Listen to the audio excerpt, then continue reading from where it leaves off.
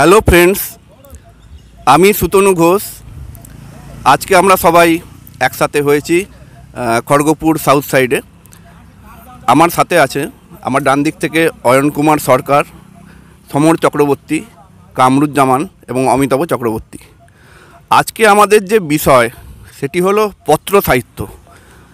পত্র সাহিত্য সম্পর্কে অনেকেই জানেন না যে চিঠির মাধ্যমে একটা সাহিত্য চর্চা হতে পারে, এবং আমরা সবাই বসে আছি। এনাদের মধ্যে অনেকেই এখনও চিঠিপত্র লিখছেন, এবং এই যে পত্র সাহিত্য, এটা সম্পর্কে আস্তে আস্তে জেনে নেব। পত্র সাহিত্য কতদিন ধরে চর্চা চলছে আমাদের বাংলাতে, এবং এখন তো চিঠি প্রায় উঠে গিয়েছে। এখন হচ্ছে মোবাইলের যুগ, মেসেঞ্জারের যুগ, হোয়াটসঅ্যাপের যুগ। কিন্তু এই যে চিঠি পাওয়ার যে আনন্দ, চিঠি পাঠানোর যে আনন্দ, চিঠি লেখার আনন্দ, এই জিনিসগুলো তো একটা নস্টালজিক ব্যাপার হয়ে গিয়েছে। এবং পত্র যে সাহিত্য হতে পারে সেটি আপনারা এই চর্চার মাধ্যমে আপনারা জানতে পারবেন।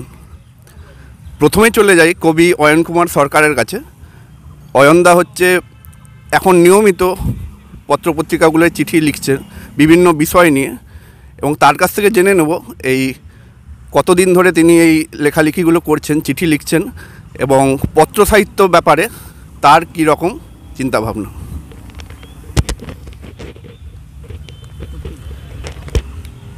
পত্র অর্থাৎ চিঠি লেখার ব্যাপারটা এখন তো প্রায় বন্ধই হয়ে গেছে। এখন আর কেউ চিঠি লেখে না। যেদিন থেকে ফোন এসেছে মানুষ এখন চিঠি লেখা বন্ধ করে দিয়েছে। একসময় চিঠি লিখত, সকলেই চিঠি লিখত, এবং সেই সব চিঠি লেখারও একটা আনন্দ ছিল, আবার চিঠি পাওয়ারও একটা আনন্দ ছিল। কেউ চিঠি পাঠাবে, চিঠি আসবে, পোস্ট অফিস থেকে লোক এসছে, পিয়ন এসছে চিঠি দিতে, পিয়নকে দেখলেই একটা আনন্দ হতো। কী খবর এলো, কার কী খবর নিয়ে আসলো সে, এই একটা আনন্দ ছিল। আমরাও ছোটোবেলায় এই আনন্দ পেয়েছি, কারণ বাড়িতে দেখতাম চিঠি আসতো, সেটা পড়ার আনন্দ বা শোনার আনন্দ ছিল। তারপর আমরা যখন একটু বড় হই সেই সময় থেকে আস্তে আস্তে চিঠি লেখাটা বন্ধ হতে শুরু করে। চিঠি আর কেউ লেখে না। সুতরাং আমাদের মনে হতে শুরু করে যে চিঠি বুঝি হারিয়ে গেছে পৃথিবী থেকে। এরপর চিঠি যে শুধু নিজস্ব সুখ দুঃখের কথা জানানোর মাধ্যম সেটা না, সেটা পরবর্তীকালে আমি এটা টের পাই। যখন বাংলা সাহিত্য পড়াশুনো করছি তখন দেখতে পাই যে অনেক বিখ্যাত মানুষ তারা চিঠি লিখেছেন, যেসব চিঠি কিন্তু শুধুই আমরা চিঠি মানে যেটাকে বুঝি খুব সাধারণভাবে, সেরকম চিঠি নয়। এই চিঠির মধ্যে দিয়ে সমাজ, সেই সময় রাজনীতি, অর্থনীতি, বিভিন্ন বিষয় সম্পর্কে কিন্তু বেশ অনেক কিছু জানা যায়। এরকম অনেক বিখ্যাত মানুষের চিঠি পড়ার সুবাদে আস্তে আস্তে চিঠির প্রতি একটা নতুন করে প্রেম তৈরি হয়। সে রবীন্দ্রনাথের লেখা চিঠি কিংবা সুভাষচন্দ্র বসুর লেখা চিঠি পড়েছি, আরও অনেকের লেখা চিঠি মাধ্যমে এই চিঠি লেখার প্রতি একটা নতুন করে টান তৈরি হয়, এবং আবার নতুন করে চিঠি লেখা শুরু করি। তবে সেই চিঠি আর সেই রকম চিঠি না যে কোনো নিজস্ব সুখ দুঃখ নিয়ে কাউকে লেখা চিঠি, তা নয়। একটু অন্যভাবে, যে চিঠির মধ্যে উঠে আসবে আমার সমাজ, আমার চারপাশের সমস্যা, যেসব পড়ে অনেক মানুষ সেগুলো সম্পর্কে জানতে পারবে, ভাবতে পারবে। এবং এই চিঠি লেখার ব্যাপারে একটা কথা মনে পড়ে, সেটা না বললেই নয়। মানস কুমার চিনি, যাকে অনেকেই চেনেন, খড়গপুরে তিনি একসময় ছিলেন, তারপরে শেষ জীবনটা কাটালেন কলকাতায়। তিনি প্রচুর চিঠি লিখতেন, এবং তার প্রচুর চিঠি আমি পেয়েছি। হয়তো সব চিঠির আমি উত্তর দিতে পারিনি, কারণ তার একটা চিঠি লেখার অভ্যেস ছিল, এবং খুব সুন্দর চিঠি লিখতেন। তাই সেই সব চিঠির মধ্যে দিয়ে অনেক কিছু জানা যেত। একসময়ের খড়গপুরকেও আমি সেই তার চিঠির মাধ্যমে জানতে পেরেছি, অনেকটাই জানতে পেরেছি। শুধু খড়গপুর না, বাংলা সাহিত্য সম্পর্কে, বাংলার আধুনিক কবিতা সম্পর্কে অনেক কিছু সেই সব চিঠির মাধ্যমে আমি জানতে পেরেছি। তো সেই মানস কুমার চিনি, মানুষদা বলতাম তাকে, তিনি আমাকে প্রচুর চিঠি লিখেছেন, এবং সেই সব চিঠি পড়তে পড়তে তারপর এক সময় মনে হতো যে আমারও তো লেখা উচিত, তিনি এত লিখছেন, আমি হয়তো সবগুলোর উত্তর দিচ্ছি না, কিন্তু কিছু চিঠির উত্তর দেওয়া দরকার। এবং সেইটা লিখতে গিয়ে, সেই চিঠির উত্তর দিতে গিয়ে তখন থেকে একটা চিঠি লেখার আবার নতুন করে শুরু, এবং সেই চিঠির মধ্যে আস্তে আস্তে নানা সমস্যার কথা উঠে আসতে শুরু করলো। এবং এইটা লেখার মাধ্যমেই আস্তে আস্তে আমার মনে হলো যে এই ধরনের কথাগুলো বলছি, সেটা কোনো একজনকে বলছি, কিন্তু এই কথাগুলো তো শুধু একজন শুনলেন হবে না। এগুলো এমন কথা যেগুলো সমাজের আরও কিছু মানুষের কাছে পৌঁছানো দরকার, তারাও পড়বে, তারাও সেগুলো নিয়ে ভাববে। তখন আমি ঠিক করলাম যে বিভিন্ন সংবাদপত্র বা ম্যাগাজিনে যে চিঠি এখনও প্রকাশিত হয় সেখানে লিখলে কেমন হয়। তারপর থেকে আমার সেই বিভিন্ন পত্রপত্রিকায় চিঠি লেখা শুরু করি বিভিন্ন সমস্যা নিয়ে। সেটা লিখতে গিয়ে আমি দেখলাম যে সংবাদপত্রে বেশিরভাগ চিঠি যেগুলো ছাপা হয় বা লেখা হয় সেগুলো আমাদের চারপাশের বিভিন্ন সমস্যা এবং বেশিরভাগই প্রশাসনকে দোষ দিয়ে বা তাদের কিছু কি করতে হবে সেই সমস্যাগুলোর সম্মুখীন হয়ে সেই সব ব্যাপারে চিঠি। কিন্তু আমি ভাবলাম যে আমি কি তাহলে সেই একই রকম শুধু দোষ দেওয়া, প্রশাসনকে দোষারোপ করা, এর মধ্যেই নিজেকে আটকে রাখবো? আমার মনে হলো না, ব্যাপারটা সেরকম না। আমি চিঠি লিখব, কিন্তু আমি একটু অন্যভাবে লিখব, যেটা হয়তো শুধু প্রশাসনেরই দোষ না, কিছু কিছু বিষয় যেগুলো প্রশাসন এবং বিশেষ করে প্রতিটা মানুষের সেটা নিয়ে ভাবা উচিত, তেমন কিছু বিষয় আমি নির্বাচন করে করে সেই সব নিয়ে লিখতে শুরু করি। এইভাবে আমার চিঠি লেখা শুরু হলো। আনন্দবাজার পত্রিকা, এই সময় পত্রিকায় চিঠি লেখালেখি চলছে, এবং এই চিঠির একটা বড় গুরুত্ব আছে। যত লিখছি বা যত এরকম ধরনের চিঠি পড়ছি, আরও বেশি করে সেটা নিজেও বুঝতে পারছি, টের পাচ্ছি। কেন চিঠি হোক বা যে কোনো সাহিত্য, চিঠিও কিন্তু একটা সাহিত্য হয়ে ওঠে। এমনভাবে চিঠি লেখা যায় বা চিঠিকে এমনভাবে গ্রহণ করা যায়, সেটাও কিন্তু একটা সাহিত্য হয়ে ওঠে। এবং সেটা আমাদের সমাজ পরিবর্তন করতে, মানুষের চিন্তা ভাবনা পরিবর্তন করতে, সেটাও কিন্তু খুব বড় একটা বিষয় হয়ে ওঠে। কেন সমাজকে পরিবর্তন করতে গেলে, মানুষকে পরিবর্তন করতে গেলে, তার চিন্তা ভাবনাকে পরিবর্তন করতে গেলে যেটা দরকার সেটা মানুষকে ভাবানো।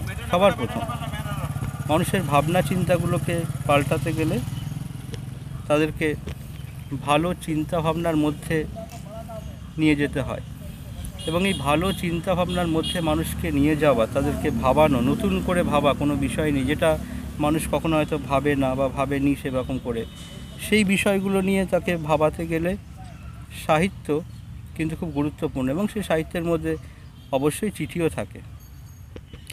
এইভাবে এইসব কথা চিন্তা করে এইসবের মধ্যে দিয়ে চিঠি লেখা শুরু, এবং বর্তমানে চিঠি লেখা চলছে। দেখা যাক এই চিঠির মাধ্যমে আর কতটা মানুষকে ভাবানো যায়। ধন্যবাদ কবি অয়ন কুমার সরকারকে এ বিষয়ে বলার জন্য। এরপর আমি চলে যাব কবি কামরুজ্জামান মহাশয়ের কাছে, এবং ওনাকে দুটো প্রশ্ন করব। প্রথমত, আমরা জানি যে খড়গপুরের নন্দদুলাল রায়চৌধুরী প্রয়াত হয়েছেন। উনি একটা পত্রপ্রবাহ বলে একটি বই করেছিলেন। সেটি ওনার যে প্রকাশিত চিঠি, উনি চিঠি লিখতেন নিয়মিত, কয়েক হাজার বা কয়েকশো চিঠি আছে, সেটি সম্পর্কে একটু বললে ভালো হয়। এবং আপনি যে চিঠি লিখতেন বিভিন্ন পত্রপত্রিকায়, সেটি সম্পর্কে বললে ভালো হয়। ধন্যবাদ। এই বিষয়ে বলার আগে আমি একটু অন্য বিষয় নিয়ে বলে নিই। যেখানে অয়ন সরকার শুরু করেছিল, ঠিক আমি তারপরে থেকেই বলছি যে চিঠি মূলত দু রকম হয়। একটি চিঠি হচ্ছে ব্যক্তিগত বা এক ধরনের চিঠি, আর এক ধরনের চিঠি হচ্ছে সামাজিক। অয়ন যেটা বলার চেষ্টা করছিল যে সেইগুলো হচ্ছে ব্যক্তিগত চিঠি। আমরা একটা সময় চিঠি লিখতাম, অপরের কাছে চিঠি পেতাম, পোস্টকার্ড হোক, কাগজে হোক বা ইংল্যান্ডে হোক, এইসব হতো। আর একটা চিঠি হচ্ছে সামাজিক, যে আমরা যে চিঠিগুলো লিখছি পত্রপত্রিকার প্রকাশ করছি সামাজিক সমস্যা বা নানাবিধ বিষয় নিয়ে, সেটা হচ্ছে এই একটা বিষয়। এবার আমাদের চিঠিপত্র লেখার আগে একটু অন্য বিষয়ে বলে নিই যে আমরা ধরুন যখন চিঠিপত্র লিখতে আসছি তার আগে আমার যা মনে হয়েছিল যে পাঁচু রায় তিনি প্রচুর চিঠি লিখতে, যে কোনো সংবাদপত্র খুললে বড় বড় চিঠি তিনি লিখছেন, দেখছি কলকাতা ঠিকানা। তো আমরা নাম শুনেছি এটাই যে তিনি লেখেন, এখানেই শেষ। তার পাশাপাশি দেখতাম যে আমাদের ফরিদায় থাকতেন নন্দদুলাল রায়চৌধুরী, তিনিও প্রচুর চিঠি লিখতেন, মানে ধরুন পাঁচু রায়ের পরে পরেই তিনিও প্রচুর চিঠি লিখতেন। এখান থেকে চিঠি লিখতেন অশোক চক্রবর্তী, চিঠি লিখতেন বিশ্বজিৎ কর, চিঠি লিখতেন বাপি সিংহ। ওই সময় তখন আমি যখন এর কথা বলছি ধরো 1990 বা এইরকম সময় আমিও চিঠি লেখা শুরু করি। এনারা সবাই লিখছেন দেখে দেখে আমারও উৎসাহ জন্মে গেল। তখন ওই মাধ্যমিক পরীক্ষা দিয়ে টিয়ে দেখা শুরু, পত্রপত্রিকা উল্টে পাল্টে দেখা। এই চিঠি লেখা নিয়ে আমার চিঠি লেখার বয়সের পরিধি হচ্ছে 1990 থেকে 2005, 15 বৎসর। আমার যা মনে হয় যে অন্ততপক্ষে ওই 300-400 চিঠি লিখেছি বিভিন্ন পত্রপত্রিকা, একেবারে আনন্দবাজার, বর্তমান, যুগান্তর, প্রতিবেদন, ওভারল্যান্ড, দেশ, আনন্দমেলা, শুকতারা, বিভিন্ন পত্রপত্রিকায় চিঠি লিখেছি। এই লিখতে গিয়ে আমি মূলত 3টি বিষয়ের কথা আমার জীবনের মানে উল্লেখ করব, যে এই চিঠি লিখতে গিয়ে কীরকম অভিজ্ঞতা বা কী হয়েছিল। প্রথম চিঠি যখন আমি লিখি যুগান্তর পত্রিকা, 1990 সালের কথা, প্রথম চিঠি লিখেছিলাম ওই ইফটিজিং নিয়ে। ওই যুগান্তর পত্রিকায় বিষয় ছিল যে ছেলেরাই মেয়েদের টিচ করে বা মেয়েরাই টিচের শিকার হয়। আমি ঠিক উল্টোটাই বলেছিলাম যে ছেলেরাও টিচের শিকার হয় মেয়েদের দ্বারা। একটা বড় চিঠি লিখেছিলাম। লেখার পর বিভিন্ন জনেরা আমাকে আক্রমণ, সে মেয়েরাই বেশি, তার মধ্যে 2-1 ছেলেও আছে, যে এইটা ঠিক না। এইভাবে নানাবিধ 1 মাস চলার পর সম্পাদক লিখলেন যে এই বিষয়ে আর কোনো চিঠি প্রকাশিত হবে না। তারপরে পরেই এই ধরনের সমস্যা হলেও কিন্তু আমার লেখা জারি ছিল। খড়গপুরের অনেক সামাজিক বিষয় নিয়ে, তখন ওই রেলের সম্পত্তি চুরি এইসব বিষয় নিয়েও লেখা হতো, মাফিয়া রাজের বিরুদ্ধে। হয়তো আমি আমার নামে লিখিনি, অনেক চিঠি আমি এমন লিখেছি যে ছদ্মনামে, যে হয়তো ওই নামে লিখলে আমার বিপদ হতে পারে, বিভিন্ন ছদ্মনাম ব্যবহার করে আমি এইসব চিঠি লিখেছি। ওই ছদ্মনামগুলো আমি বলতে চাইছি না। এই রকম হচ্ছে। 2 নম্বর একটা ঘটনা, যে ওই আনন্দ লোক, আনন্দ প্রকাশনের একটা বই, সিনেমার কাগজ মূলত, ওদের একটা সংখ্যা হয়েছিল এমন, ঠিক দিব্যভারতীর মৃত্যুর পরেই আনন্দলোক একটা সংখ্যা করে তারা লিখেছিল যে অনেক সিনেমাগুলো তার আটকে আছে, কৃত্রিমভাবে দিব্যভারতী তৈরি করে এই সিনেমাগুলো শেষ করা হয়। এই রকম নিয়ে প্রচ্ছদ কাহিনী হয়েছিল। তো আমি ওইটা পড়ার পর লেখার চেষ্টা করেছিলাম যে মানে মানুষ জন্মগত যেভাবে, তাকে কৃত্রিমভাবে তৈরি করাটা ঠিকও না। মানুষ কিভাবে নেবে এটাও একটা বিষয়। আদৌ এই বিষয়টা ঠিক হবে কি না কৃত্রিমভাবে করাটা, তাহলে যে কেউ মানুষ মারা যাবে কৃত্রিমভাবে তৈরি করে, অনেক দুর্ঘটনা ঘটতে পারে, চুরি থেকে শুরু করে অনেক এই ধরনের কাজকর্ম। এই বিষয় নিয়ে একটা আমি আনন্দলোকে একটা চিঠি লিখলাম। তখন চিঠি লিখতাম মানে কামরুজ্জামান, খড়গপুর 5, এই রকম করে। ওই চিঠিটা প্রকাশিত হওয়ার পর দেখলাম যে অনেক দিন পর একটা চিঠি পেলাম। একজন লিখেছেন বাংলাদেশ থেকে, একটা মেয়ে মহসেনা বেগম। যখন চিঠিটা পাওয়ার পর খুলে দেখলাম যে আমি চিঠিটা পেয়েছি প্রায় 4 মাস পরে। অর্থাৎ ওই কামরুজ্জামান, খড়গপুর 5, কোথায় বাড়ি, কী ব্যাপার, এইটা করতে মানে চারদিকে খড়গপুরে ঘুরে ঘুরে ঘুরে ঘুরে শেষে আমার কাছে এলো। সেও ওই কথাটাই লিখেছে, মহসেনা বেগম, যে ঠিকই বলেছেন, আমিও আপনার কথা সমর্থন করি, দিব্যভারতীর কথা আমাদের পছন্দের নায়িকা, আমার পাড়ায়ও আমাকে অনেকে দিব্যভারতী বলে টলে। এই রকম একটা চিঠি, খুব উৎসাহীর ব্যাপার যে বাংলাদেশ থেকে একজন চিঠি লিখেছেন আনন্দলোকে। ওই চিঠিটা পড়ার পর তখন ভালোও লাগলো যে আমার চিঠির উত্তর সুদূর বাংলাদেশ থেকে এসেছে, এই একটা ঘটনা। 3 নম্বর একটি ঘটনার কথা উল্লেখ করব, যে আগে ওই মিটারগুলো কারোর বন্ধ হয়ে যেত বা মিটারে কারচুপি চলতো, এইরকম নানা ঘটনা বিষয়। আর যারা মিটার চেক করতে আসতেন, আপনারা এখনও জানেন যে ওই একবার চেক করতে আসতেন, 3 মাসের বিল দিয়ে যেতেন, 3 মাস পর আবার আসতেন।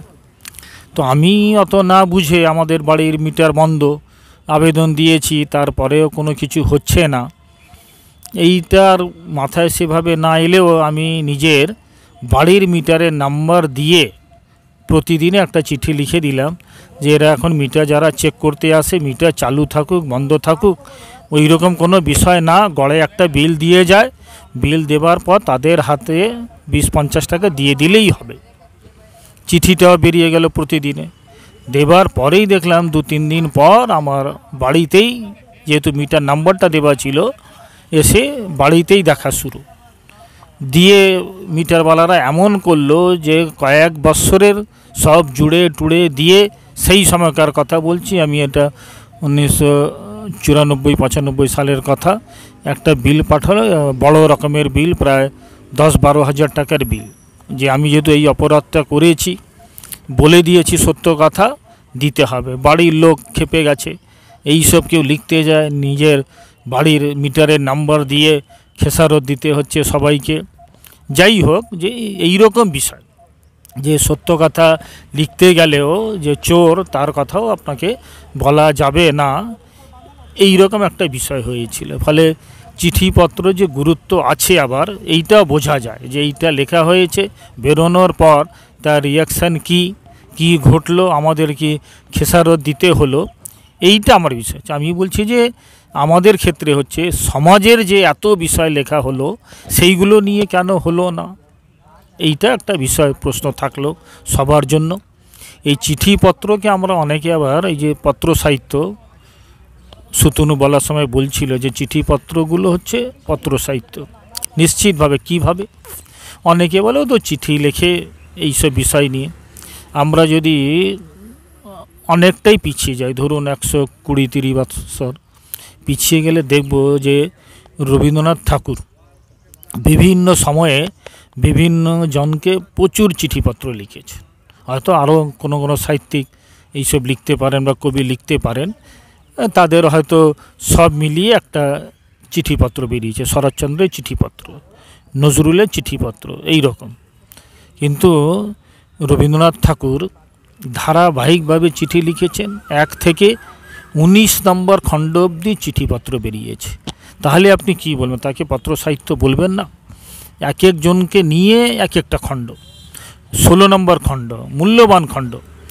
জীবনানন্দ দাশ আছেন, সুধীন দত্ত আছে, বিষ্ণু দে আছে, অমিয় চক্রবর্তী, এই ধরনের সাহিত্যিকদের নিয়ে 16 নম্বর খণ্ড। 19 নম্বর খণ্ড সজনীকান্ত দাসকে নিয়ে, এবং 18 নম্বর খণ্ড হচ্ছে রানু মুখার্জিকে নিয়ে। একজন মহিলাকে রবীন্দ্রনাথ ঠাকুর 256টি চিঠি লিখেছে, 18 নম্বর খণ্ডে ওইটা আছে। তাহলে একে আপনি সাহিত্য বলবেন না? গোটা পৃথিবী জুড়ে তার চিঠিপত্রতে আপনি সন্ধান পাবেন। ফলে এই দিক দিয়ে আমরা যদি ভাবি যে চিঠিপত্র হচ্ছে পত্র সাহিত্য, আমরা হয়তো সেভাবে লিখতে পারিনি বা সেসব বিষয় নিয়ে লিখিনি, তখন হয়তো ওই জন্যই বলছি। আবার যদি আমি ফিরে আসি আমাদের খড়গপুরের কথা, নন্দদোলা রায়চৌধুরী চিঠিপত্র লিখছেন প্রায় প্রতিদিনই বলা যায়, কোনো না কোনো সংবাদপত্রে তার চিঠি বেরোচ্ছে। তিনি একটা পরিকল্পনা করলেন, পত্র প্রবাহ নাম দিয়ে করলেন একটা, ওটা সম্ভবত ওই 1992-93 সালে হবে। করার পর আমিও চিঠি লিখছি 1990 সাল থেকে। 1995-96 সালের দিকে আমিও ভাবলাম যদি আমিও একটা করতে পারি, ভাবনা শুরু হয়েছে। আরও 2 বৎসর পরে নন্দবাবুর বাড়িতে গেলাম, গিয়ে নন্দবাবুকে বললাম যে আপনার মতো আমিও একটা করতে চাইছি, এই রকম পত্র সংকলন করলে। বলে হ্যাঁ করো। তিনি উৎসাহ দিলেন। শুধু উৎসাহ দিয়ে তিনি শেষ নয়, তিনি ওই বইটার আমি যে করব পত্র সংকলন নাম দিয়ে একটা প্রচ্ছদ করেছেন, খুব সুন্দর প্রচ্ছদ। এছাড়া ওই বইটা তিনি একটা ভূমিকাও লিখে দিয়েছেন। ভূমিকায় তিনি উল্লেখ করলেন যে পাঁচু রায়ের প্রথম পত্র সংকলন, দ্বিতীয় ব্যক্তি হচ্ছে নন্দদুলা রায়চৌধুরী, আর আমার কথা তিনি লিখছেন যে এই বইটি হলে কামরুজ্জামান হচ্ছেন তৃতীয় পত্র লেখক হবেন যার বই বেরোবে। দুর্ভাগ্যের বিষয় যে আজ অবধি ওই পত্র সংকলন বেরোয়নি। ভূমিকাটাও রাখা আছে সযত্নে, আমার চিঠিপত্রগুলো সব রাখা আছে, আর নন্দবাবুও প্রয়াত হয়ে গেছে। যদি ভবিষ্যতে মনে হয় যে কোনো সময় ওই সব চিঠিপত্র নিয়ে অন্তত একটা যদি পত্র সংকলন করা যায়, এই রকম মাথায় আছে, জানি না হবে কি না। ঠিক আছে, অসংখ্য ধন্যবাদ কবি কামরুজ্জামান মশাইকে। আমি এরপর চলে যাব লেখক এবং সম্পাদক অমিতাভ চক্রবর্তী মহাশয়ের কাছে। ওনাকে প্রশ্ন করব যেটা দর্শকের কাছে আরও ক্লিয়ার হবে যে পত্র সাহিত্য বলতে আপনি কি বোঝেন। এছাড়া আপনারা ছোটো থেকে, আপনাদের ছোটোবেলায় তো তখন চিঠির প্রচলন প্রচণ্ড ছিল, মোবাইল যুগের আগে আপনার যে চিঠি অভিজ্ঞতা, চিঠি লেখা, চিঠি পাওয়া, এগুলোর যে অভিজ্ঞতা, এছাড়া পরবর্তীকালে আপনি চিঠি লিখেছেন বিভিন্ন পত্রপত্রিকায়, এখনও লিখছেন, সে সম্পর্কে বলার জন্য আপনাকে অনুরোধ করব। সবাইকে ধন্যবাদ। কামরুজ্জামান অনেকটাই ব্যাখ্যা করলেন। খুব মানে এই চিঠিপত্র সম্পর্কে বলতে গেলে কামরুজ্জামান একটা কথা বলল যে চিঠির দুরকম ভাগ, একটা ব্যক্তিগত চিঠি, একটা সামাজিক বিষয়ক চিঠি। তো আমাদের সময় তো চিঠিপত্রই মেন যোগাযোগের মাধ্যম ছিল, আর কোনো মাধ্যম ছিল না।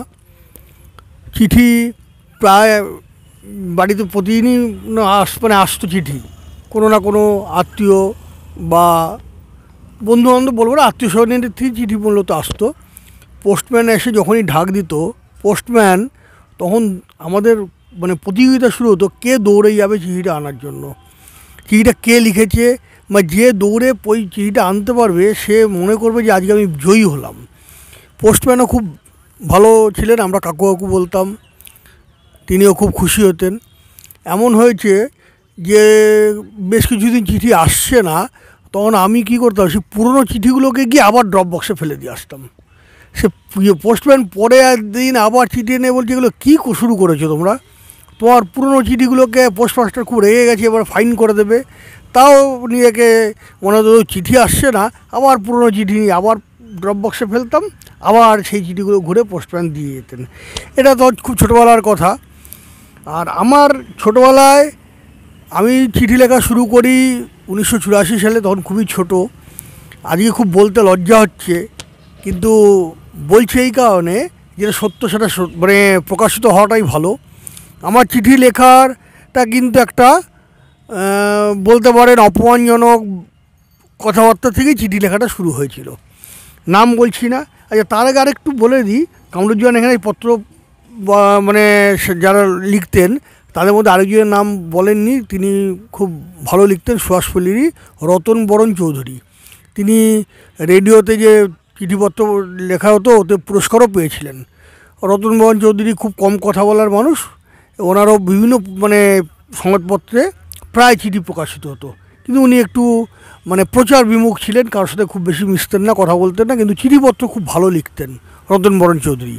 আর আমার এই মানে চাক্ষুষ পত্র লেখক দেখি কিন্তু বিস্মিতকরকে, কেন আমার সামনে থাকতেন, তখন দেখতাম যে উনি লিখতেন, ওনার সাথে পরিচয় ছিল। তো যাই হোক, আমি নামটি বলছি না এখন, যার জন্য আমি পত্র এই মানে চিঠি লেখা শুরু করি। খুব লজ্জাজনক হলেও আজকের দিনে মানে এই বয়সে এসে আমার কাছে লজ্জা লাগছে। আমি তাকে একজন লোককে জিজ্ঞেস করলাম যে এই যে চিঠিটি লেখেন কীভাবে লেখেন, বা ঠিকানা কোথায় পান, কোন ঠিকানায় লেখেন, কীভাবে লেখেন। তো সে আমাকে তখন বলল, এইসব তোমার কাজ নয়, বুঝলে, এইসব করতে গেলে না ওর একটা ক্ষমতা চাই, এইসব জিনিস নিয়ে তুমি ভেবো না, যাও। তা আমার খুব সম্মানে লাগলো, খুব বাজেভাবে বললো। তা তখন ওভারল্যান্ড বলে একটা পেপার বেরোতো, আমি ঘরে এসে বললাম একটা চিঠি লিখি, দেখি না ছাপা হয় কি না। তা ওভারল্যান্ড পেপার কিনে নিয়ে এসে ঠিকানা খুঁজলাম, দেখলাম ঠিকানা আছে, সেই ঠিকানায় চিঠিপত্রের কী বিভাগ দেখে নিজে লিখে অনলাইন পত্রিকায় একটা চিঠি পাঠালাম।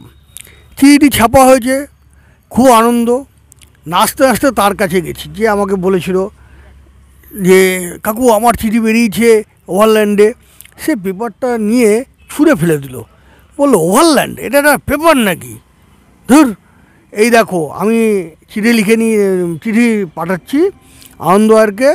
সেই সময় কলকাতা পুলিশ কমিশনার ছিলেন তুষার তালুকদার। তুষার তালুকদারের ঘরে লেনিনের ছবি রাখা নিয়ে একটা খুব বিতর্ক হয়েছিল। তাই তুষার তালুকদারের ঘরে লেনিনের ছবি টাঙানো নিয়ে আমি চিঠি লিখছি, দেখবে এই একেবারে চিঠি, তোমরা ওভারল্যান্ডে চিঠি লিখে নাচতে আসতে এসছো। তো খুব গায়ে লাগলো। আবার ঘরে এলাম, তাহলে আমিও এই বিষয় নিয়ে লিখি, এবং আমিও ওই তুষার তালুকদারের বিষয়টা নিয়ে লিখলাম, লিখে আনন্দবাজারে পাঠালাম। ঘটনাক্রমে আমার চিঠিটি প্রকাশ হলো, তার চিঠিটি প্রকাশ হলো না। সে তো প্রচণ্ড রেগে গেল, রেগে গিয়ে আমাকে খুব যাচ্ছেতাই ভাষায় গালাগাল টালাগাল করলো, করে বলল ও ফ্লুকে হয়ে গেছে, নিয়ে গিয়ে বিরাট কিছু ভেবো না। আমার আবার রাগ হলো। তখন খুবই অল্প বয়স, 14-15 বছর বয়স। খুব গায়ে লাগলো যে আমাকে এত বড় কথা বললো, যে ফ্লুকে 2টো চিঠি বেরিয়ে গেছে বললে। আমি তখন শুরু করলাম চিঠি লেখা। মানে এটা খুব লজ্জাজনক আজকের এই বয়সে এসে বলছি। আনন্দবাজার, আজকাল, বর্তমান, প্রতিদিন যত সংবাদপত্র ছিল, কিছু ম্যাগাজিন, সব চিঠি লেখা শুরু করলাম, এবং পরপর চিঠি প্রকাশিত হতে থাকলো। তখন ও চুপ করে গেল। চুপ করে যাওয়ার পরে এবার এলাকার লোকদের একটা ধারণা ছিল যে যারা চিঠিপত্র লিখছে আনন্দবাজার, আজকাল, বর্তমান, তাদের সাথে পত্রিকার খুব একটা যোগাযোগ আছে। কারণ ওই লোকটা খুব গম্ভীরভাবে চলাফেরা করতো, লোকে দেখলে দূর থেকে সমীহ করতো। তা আমাকে এবার পাড়ার ছেলে, বাচ্চা ছেলে আমাকে দু একজন জিজ্ঞেস করছে, এই চিঠি কীভাবে লিখছিস, মানে তোর সাথে কি সংবাদপত্রে যোগাযোগ আছে? না, যোগাযোগ তো থাকার দরকার নেই, যে কেউ লিখতে পারে, আপনিও লিখতে পারেন। বিষয় যদি ভালো হয়, লেখা যদি ঠিক হয়, আপনার সংবাদপত্র ছাপবে। এখানে কারোর সাথে সম্পর্কের, পরিচিতির কোনো দরকার নেই। চিঠিটি ভালো হতে হবে, বিষয় ভালো হতে হবে, সংবাদপত্র ছাপবে।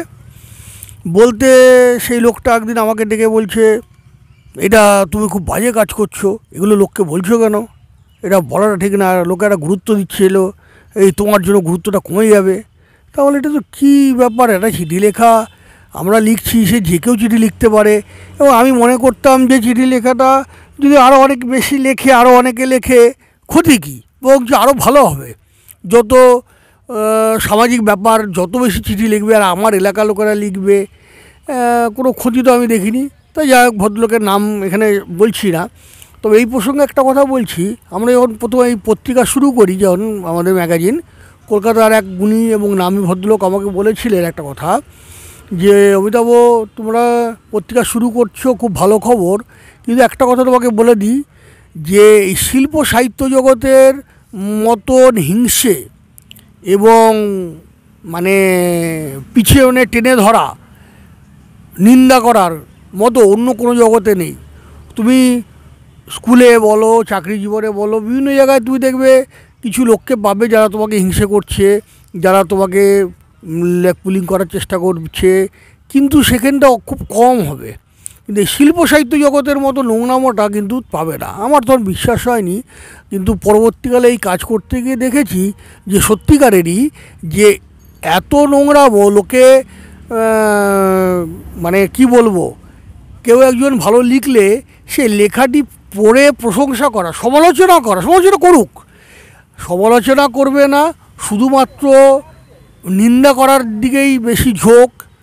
জানি না, এটা মানে ভদ্রলোক বলেছিলেন, সেই সময় আমার মনে হয়েছিল উনি ঠিক বলেননি, পরবর্তীকালে নিজের জীবন দিয়ে বুঝেছি যে ভদ্রলোক ঠিক বলেছিলেন। আরেকটা কথা, আমার একদের পত্রিকার এক সদস্য, শিক্ষক নির্মল সরকার, ও বলতো যে শিখরে উঠতে চাইলে শিকড় গেরো না। এই কথাটাকেও খুব দেখি যে ঠিকই, যে যারা যাকে আদর্শ করে বা যার সাহায্য নিয়ে একটা জায়গায় পৌঁছেছে, সে পরবর্তীকালে তাকে কিন্তু অস্বীকার করেছে। কেন, ওই নির্মল সরকারের ওই কথাটা, শিখরে উঠতে চাইলে শিকড় গেলো না, কারণ শিকড় গেলে তুমি সেখানেই রয়ে গেলে, তুমি আর মানে ছড়াতে পারবে না। তো এইটা কিন্তু বাস্তব, এই বাস্তবকে নিয়ে আমাদের চলতে হবে। তো যাই হোক, আমরা এবারে চিঠিপত্র যেগুলো বলছিলাম, যে কামরুজ্জামান অনেকটাই বললো, পাঁচুড়ায় প্রথম এই পত্র নিয়ে যে একটা বই করা যায়, এটা প্রথম শিখিয়েছিল পাঁচুরায়। ওনার সাথে আমার সৌভাগ্য আলাপ হয়েছিল, এবং পাঁচুরায় আমাদের ম্যাগাজিনে মানে সাহিত্য সমাজ পত্রিকায় লিখেছেন বেশ কয়েকবার, ওনার সাথে আলাপও হয়েছিল। উনি আবার চন্দ্রবিন্দু দিতেন না, পাঁচু, নট পাঁচু। উনি খুব মানে উচ্চপদস্থ একজন সরকারি অফিসার ছিলেন। তারপরে নন্দবাবুর সাথে পরে আলাপ হলো। আর বিশ্বজিৎ কর্ত আমার পাড়ার ছিলেন, উনি এখনও লেখেন, নিয়মিত চিঠিপত্র লেখেন। তো যাই হোক, আমি ওই চিঠিপত্র লেখার পরে দীর্ঘদিন চিঠিপত্র থেকে মানে সরে আসি। আর মনে হলো যে না, দরকার নেই, চিঠিপত্র অনেকেই লিখছে, আর লিখবো না, বা এখন চিঠিপত্রটা বন্ধ থাক। এই রিসেন্ট আবার হয় মাস ছয়েক অসুস্থতার জন্য ঘরে বসে থেকে মানে বিরক্ত হয়ে কিছু চিঠিপত্র আবার লেখা শুরু করেছি। কিছু বিষয় নিয়ে, সামাজিক সমস্যা নিয়ে আমরা লিখছি। তবে আরেকটা বিষয় এখানে বলা ভালো, কামরুজ্জামান একটা কথা বলল যে ও মিটার নিয়ে লেখাতে ওর মিটারটা পরিবর্তন হয়েছিল, যদিও ফাইন হয়েছিল, কিন্তু চিঠির যে গুরুত্ব, এইটি কিন্তু মানে অস্বীকার করার কোনো উপায় নেই। কিন্তু খুব দুঃখের সঙ্গে বলছি, এখন আমার মনে হচ্ছে এই গুরুত্বটা অনেক কমে গেছে। এখন চিঠিকে মনে হয় মানে লোকে পড়ে, বা সরকার বা যারাই হোক, যাদের বিরুদ্ধে বা সমালোচনা করা হোক, গুরুত্ব দেয় বলে আমার মনে হয় না। এই প্রসঙ্গে আমি আরেকটা কথা বলি। আমাদের তখন বিদ্যুৎমন্ত্রী ছিলেন শঙ্কর সেন, খুব নামী ভদ্রলোক, একজন ইঞ্জিনিয়ার ছিলেন। আমাদের বাড়িতে যখন মানে বিদ্যুৎ সংযোগের ব্যাপারে একটা গণ্ডগোল বলতে বুঝতে মানে বলা যাচ্ছে যে কেন তারা বিদ্যুৎ সংযোগ দিতে দেরি করছিল, মানে টাকা পয়সার ব্যাপার বা হাত ব্যাপার, এই সবগুলোর জন্য আমরা দিতে রাজি ছিলাম না। তা সে কারণে বহুদিন ধরে ঝুলিয়ে রেখেছিল। আবার কারেন্ট অফিসে ঘুরে ঘুরে পা মানে জুতো নষ্ট হয়ে যাচ্ছিল। তা সেই সময় শঙ্কর সেনকে একটা চিঠি দিই। চিঠিটা অবশ্য আমি আমার মানে বাবার বাবা লিখেছিলেন, ওইভাবেই দেওয়া হয়েছিল। মানে বললে বিশ্বাস করবেন না, সেই 7 দিনের মধ্যে একটি চিঠি এলো। শঙ্কর সেন, মাননীয় বিদ্যুৎমন্ত্রী, তিনি বিদ্যুৎ বোর্ডের চেয়ারম্যানকে শোকজ করেছেন, এই বাড়িতে বিদ্যুৎ সংযোগ কেন দেওয়া হয়নি আমাকে 7 দিনের মধ্যে জানানো হোক। কপি টু খড়গপুরের ডি এবং আমাদেরকে। এবং চিঠিটা আসার পরের দিনই আমাদের পোল পুঁতে কারেন্ট দিয়ে চলে যায়। এমনকি ওদেরকে যখন বলি মিষ্টি খাওয়ার জন্য পয়সা দেবো এমনি বলেছিলাম, ওরা ভয়ে মিষ্টি তো দূরে কথা গজগজ করতে চলে গিয়েছিল। মন্ত্রীরাও কিন্তু সেই মানুষের সমস্যা হয়েছে তার কিছু অভিযোগ করেছে, কাজ হয়েছে। এটা কিন্তু আমাদের মানে আমার অভিজ্ঞতা, বা কামরুজ্জামান তার অভিজ্ঞতা বললো, এবং এটা হয়েছে, বহু ঘটনা ঘটেছে। কিন্তু বর্তমানে এটা হচ্ছে কি না আমার একটু সন্দেহ আছে।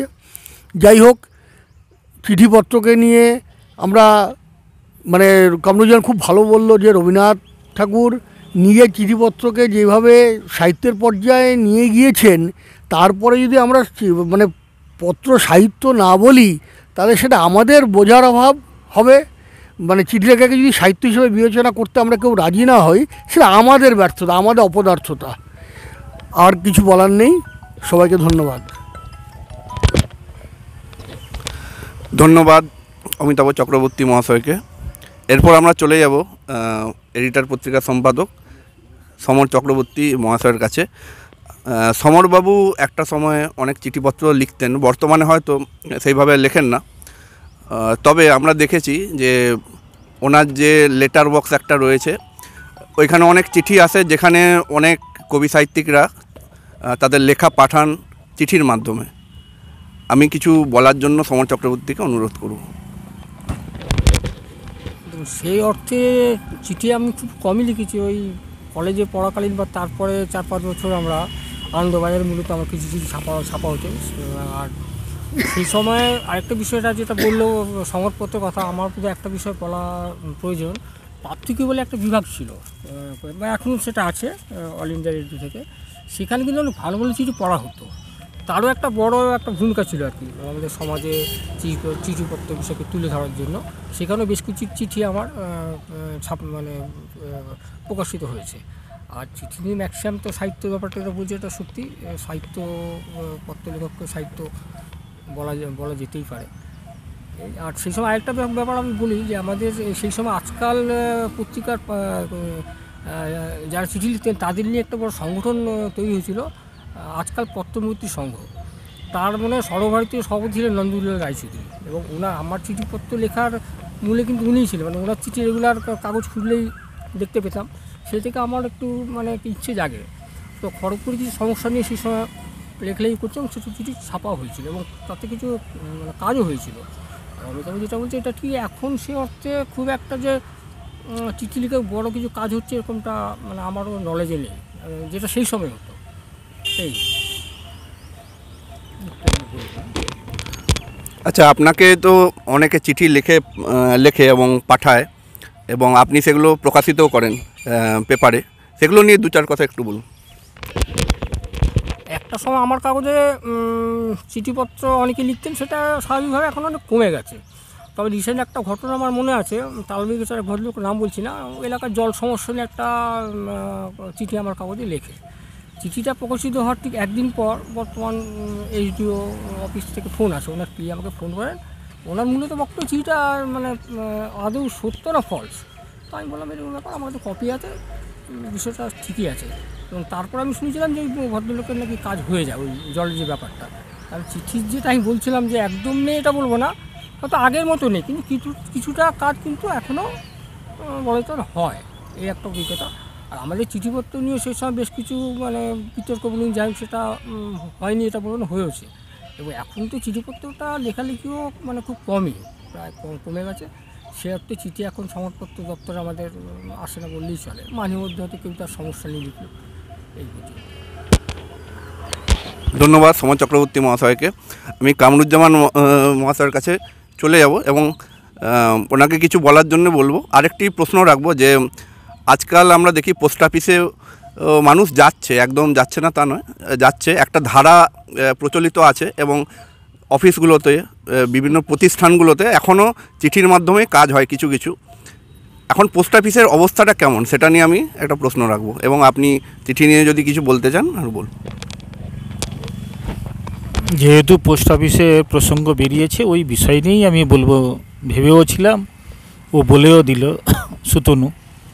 আমার বাবা পোস্টালে চাকরি করতেন, সেই সূত্রে আমরা যখন লেখালেখি শুরু করি 1989, 90, 91, তো ওই সময় সমরদার দোকানে আড্ডা হতো। সমরদার পেপার তখন বেরোয়নি, তখন খড়গপুরের ইন্দা থেকে বেরোতো খবরে প্রকাশ, ওখানেও যেতাম।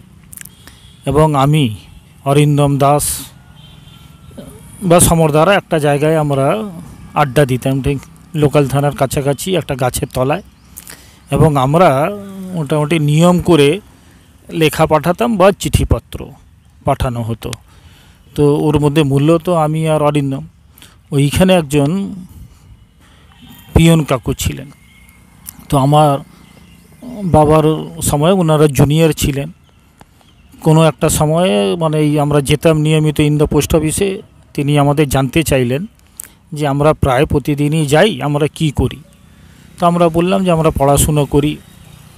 অরিন্দম আমাদের থেকে একটু ছোট, আর কি করা হয় না, ওই চিঠিপত্র লেখা হয়, কবিতা পাঠানো হয় দেশ পত্রিকায় বা অন্যান্য পত্রিকা, সানন্দা, নন্দন, এইসবে। তো এবার আমাদের সম্পর্কে জানতে চাইলে আমরা বললাম আমরা তো পড়াশুনো করি এবং বেকার। এইটা শুনে তিনারও মনে হয়েছিল, তারপরে আমার জানলেন, বাবার নাম জেনে বললেন। তখন থেকেই আমরা সরকার কাকুই বলতাম, ওনার নাম হচ্ছে অমিয় সরকার।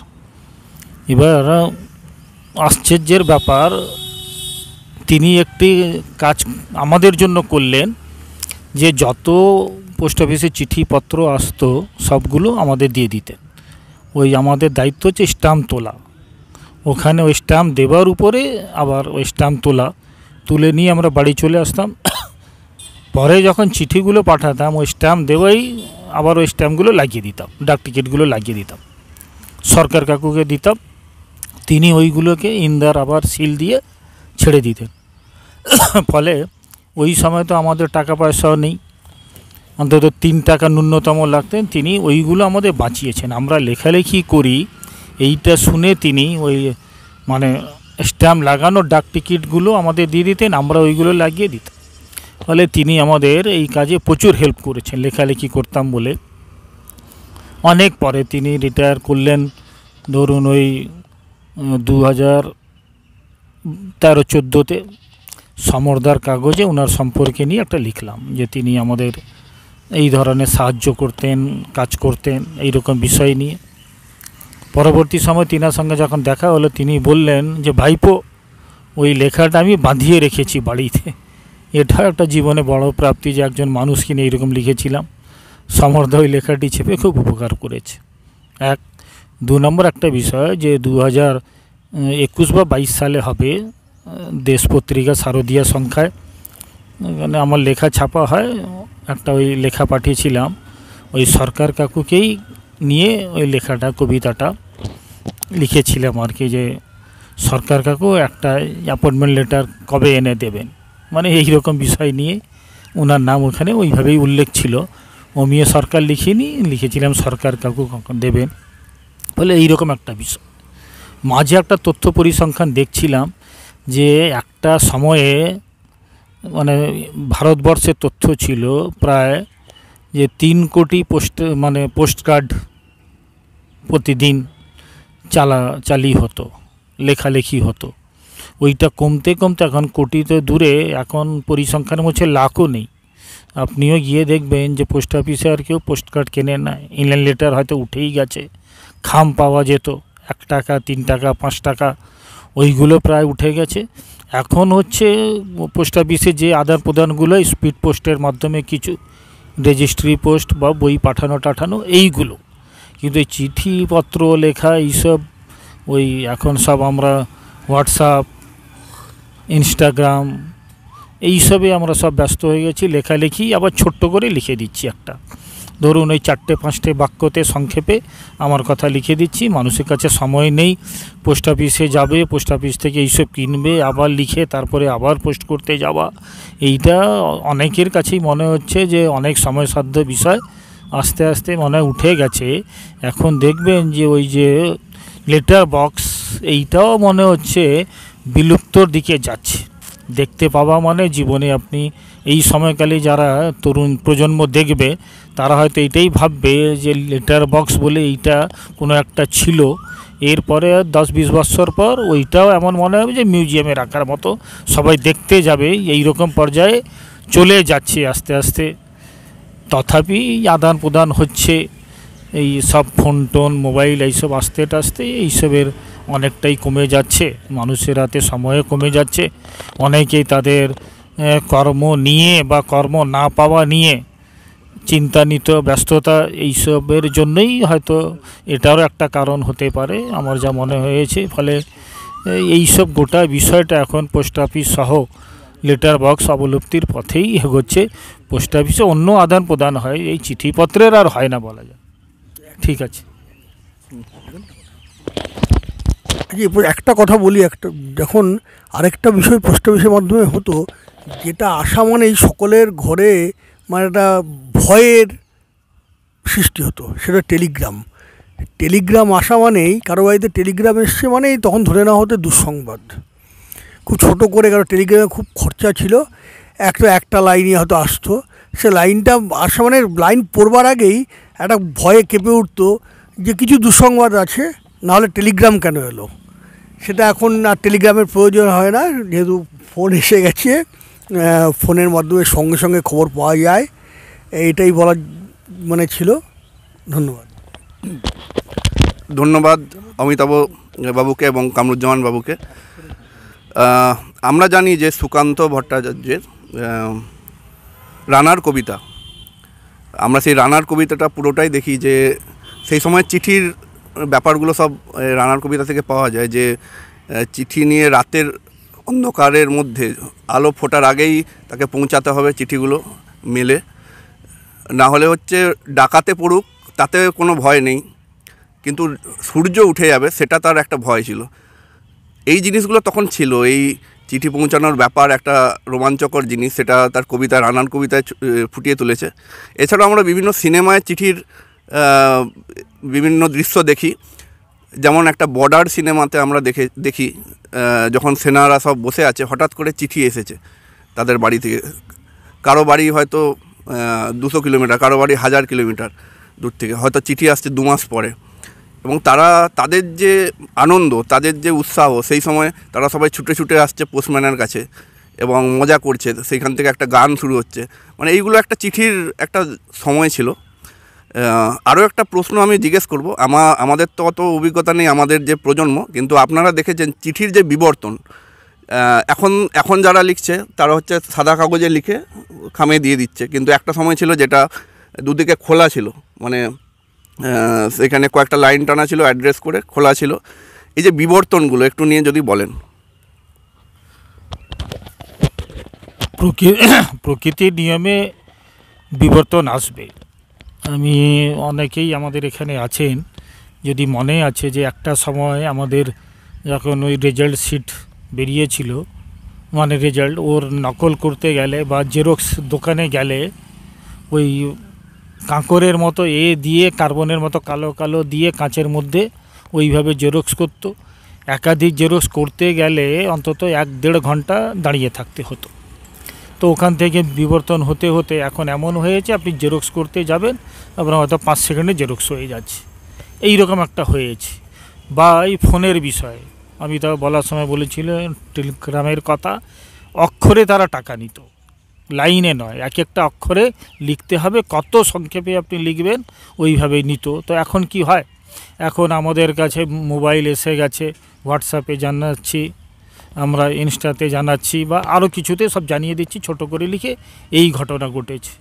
ফলে এখানে ওইভাবে যে এই চিঠিপত্র লেখালেখি থেকে আস্তে আস্তে এইভাবেই আমরা বিবর্তনে উন্নীত হচ্ছি। আর এটাই প্রকৃতির নিয়ম যে আজ থেকে 20 বছর আগে যেটা ছিল বা 50 বছর আগে যেটা ছিল, আস্তে আস্তে আস্তে আস্তে বিবর্তন ঘটবে, ঘটতে ঘটতে এইটা আসবে। দেখা যাবে যে আজকে আমরা যেভাবে ভাবছি ফোনের কথা, হয়তো হচ্ছেও যে মুখে বললেই লেখা হয়ে যাচ্ছে, যে মানে ইংরেজিতে সহজ, ওখানে যেহেতু যুক্তাক্ষর বা অন্য বিষয় নেই, যে একেবারে সহজেই টাইপ হয়ে যাচ্ছে। বাংলার ক্ষেত্রে একটু অসুবিধা হচ্ছে, বানানে নিয়ে যুক্তাক্ষরে ভর্তি। হয়তো আগামী দিনে এমন কোনো সফটওয়্যার আসবে যে ওই সব বললেই হবে, তখন আর আমাদের ওই যে হোয়াটসঅ্যাপের লিখতেও হবে, মানে হাতের আঙুলগুলোরও ব্যবহার আর করতে হবে না, মুখেই বললেই ঝপঝপ সব হয়ে যাবে। এইভাবে বিবর্তন বা আরও কিছু দেখতে পাবো। আর একটা ছোট্ট এক্সাম্পল এইভাবে দিই, যে আজ থেকে 1000 বছর আগে যখন চর্যাপদী ভাষায় কবিতা লেখা হতো, তো বাংলা ভাষায়, এখন আমাদের চর্যাপদী কবিতা পড়তে গেলে তার অনুবাদ পড়তে হয়, যে এই হচ্ছে কবিতা, এর অনুবাদ এইটা। ভাবুন, তখনও বাংলা, আবার আজকে আমাদের ওইটাকে অনুবাদে পড়তে হচ্ছে। আবার আজকে আমরা যেভাবে বাংলায় লিখছি, হয়তো দেখা যাবে 50 বা 100 বছর পর এটার আবার অন্যভাবে হয়তো লেখা হচ্ছে বা বলা হবে, এই রকম। তাহলে ফলে সমাজে এই রকমভাবেই একটা বিবর্তন চলবে, এটাই স্বাভাবিক, চলতেই হবে, বিবর্তন আসবে। তাদের মধ্যে থেকে আমাদের মানিয়ে নিতে হবে, মানিয়ে চলতে হবে সবাইকে। যারা একসময় পোস্ট অফিস হোক অন্যান্য হতে জায়গায় কাজ করতো, ম্যানুয়ালে কাজ করতো, সবই খাতায় লেখা হতো, পেন দিয়ে লিখে রাখতে হতো। আস্তে আস্তে ওই সব যারা কাজ করতেন তাদেরই আবার কম্পিউটারে ট্রেনিং দিয়ে কম্পিউটারে বসানো হচ্ছে, কম্পিউটারে সব রাখা হচ্ছে সব স্মৃতি। আর ম্যানুয়াল প্রায় উঠেই গেছে, দেখবেন স্কুলগুলো ফর্ম ফিল আপও আস্তে আস্তে স্কুল বা কলেজ এইসব এখনই বলছে যে আপনারা সব অনলাইনে ফিল আপ করুন, আর কোনো ম্যানুয়ালের ব্যাপার নেই বা ফর্ম ফিল আপের বিষয় নেই, আপনি পাঠিয়ে দিন, ওইখান থেকে আমরা দেখে নেব। এইভাবেই মানে উন্নতির ধারা বা প্রগতিতে আমাদের এরই সঙ্গে থাকতে হবে, মানিয়ে নিতে হবে আমাদের কাছে, এইভাবে আর কোনো বিকল্প নেই। ধন্যবাদ কামরুজ্জামান মহাশয়কে। আমরা দেখেছি এই চিঠি ঘিরেই কিন্তু ডাক টিকিটের সংগ্রহ অনেকে করতেন আগে, এখন তো সেই জিনিসটা নেই। আমিও দেখেছি, আমার বাবার একটা ছোট ডায়েরি আছে, সেই ডায়েরিতে সেই সময় তিনি, ডায়েরিটা এখনও আছে, সেই ডায়েরিতে বিভিন্ন জায়গার বিভিন্ন ডাক টিকিট, বিভিন্ন বিষয়ের বিভিন্ন সময়ে ডাকটিকিট বিভিন্ন বিষয় বেরিয়েছে, সেগুলো সংগ্রহ করা আছে। এরকম সেই সময় অনেকেই সংগ্রহ করে রাখতেন এই চিঠিকে ঘিরেই। আর পুরনো সময়ের যে চিঠিগুলো এখন সেগুলো ইতিহাসের একটা সম্পদ হয়ে গিয়েছে। বই যেমন বইয়ের বিকল্প যেমন বই, তেমনি চিঠির বিকল্প চিঠি। আমরা যতই আজকালকার যুগে মেসেঞ্জার বা হোয়াটসঅ্যাপ মেসেঞ্জার যতই করি না কেন, সেই আমরা চিঠি এলে যে আনন্দ হতো বা চিঠিতে যে আগ্রহ জন্মাতো যে কী আছে চিঠিতে, এই জিনিসটা কিন্তু এখন নেই সেই অর্থে। সেই কারণে চিঠির বিকল্প চিঠি, এবং এখন সোশ্যাল মিডিয়ার মাধ্যমে সেটা আমরা হাতে পাচ্ছি না। মেন কথা, আমরা মোবাইলে আসছে অন্যভাবে, কিন্তু চিঠি হচ্ছে হাতে পাওয়া, তার একটা গন্ধ, ম্যানুয়ালি পাওয়া, সেটা সেই জিনিসটা তো আজকাল উঠে গেছে। এখন কোনো বিজনেস পারপাস হোক, কিছু কোনো গুরুত্বপূর্ণ বিষয় ছাড়া এইরকম চিঠি মানুষের ঘরে আসে না। আর সেই চিঠিও বলা যায় না, এখনকার দিনে টাইপ করা জিনিস হাতে আসছে, মানে চিঠির বদলে সেই চিঠি প্রায় উঠে গেছে বললেই হবে। আর চিঠির বিকল্প চিঠি, এটা বলেই আজকের আলোচনা শেষ করলাম। আজকে অসংখ্য ধন্যবাদ কবি অয়ন কুমার সরকার, কামরুজ্জামান এবং সমর চক্রবর্তী এবং অমিতাভ চক্রবর্তী মহাশয়কে। এরকম আরও অন্যান্য বিষয় নিয়ে পরবর্তীকালে আবারও আমরা আসবো আলোচনায়। কেমন লাগলো আপনারা কমেন্ট সেকশানে জানাবেন, এবং তাহলে আপনারা আরও সাজেস্ট করতে পারেন আমরা কী বিষয় নিয়ে আলোচনা করতে পারি, তাহলে আমরা সেটি নিয়ে আসবো। এই বলে আমাদের ভিডিওটা শেষ করছি।